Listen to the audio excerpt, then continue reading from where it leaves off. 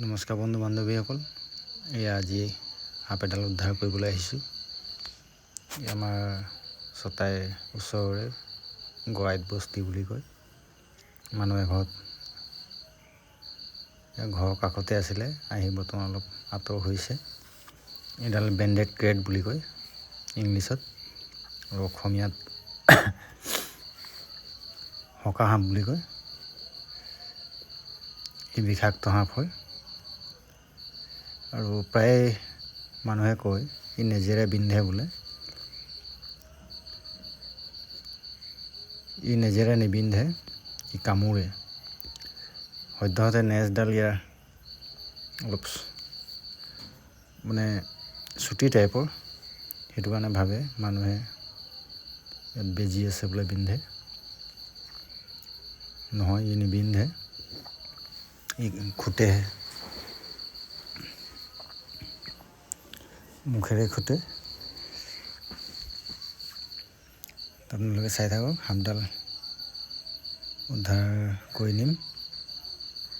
যথেষ্ট ডাঙৰ আছে সাপডাল, প্ৰায় 3.5 ফুট 4 ফুট হ'ব।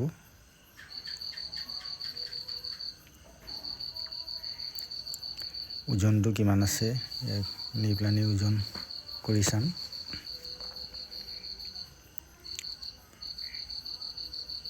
দেখিছিলেনে, মোক মাৰিবলৈ লৈছিলে, মই এৰি দিলোঁ পটককৈ।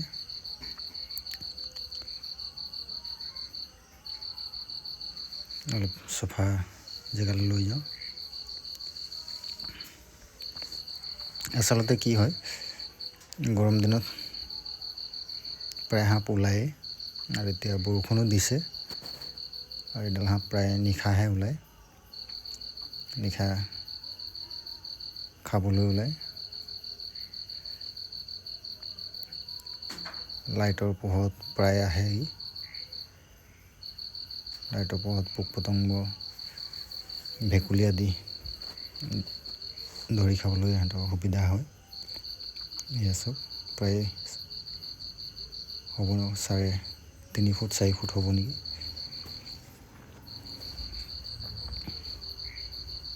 উদ্ধাৰ কৰা হ'ল, এতিয়া মোনাত ভৰাই দিম।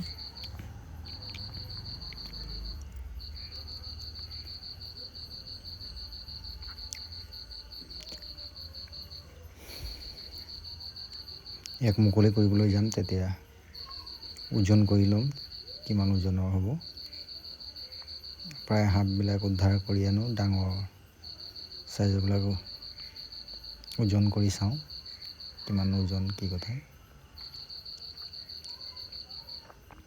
মোনা ধৰাজনো ভয় কৰিছে, নেজেৰে বিন্ধিব বুলি কৈছে। বোলো নহয়, নেজেৰে নিবিন্ধে, ই খুটেহে।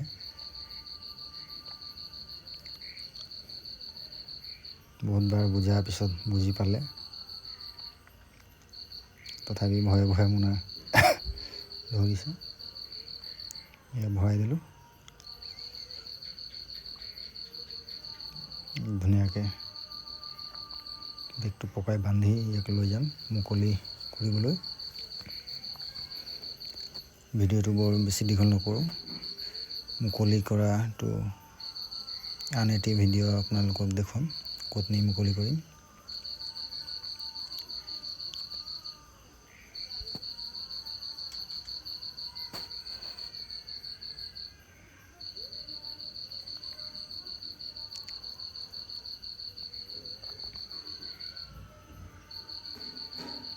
হৈ গ'ল।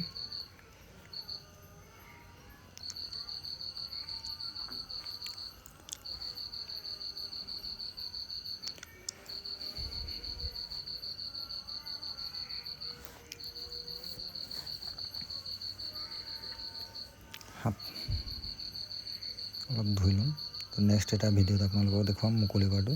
ধন্যবাদ।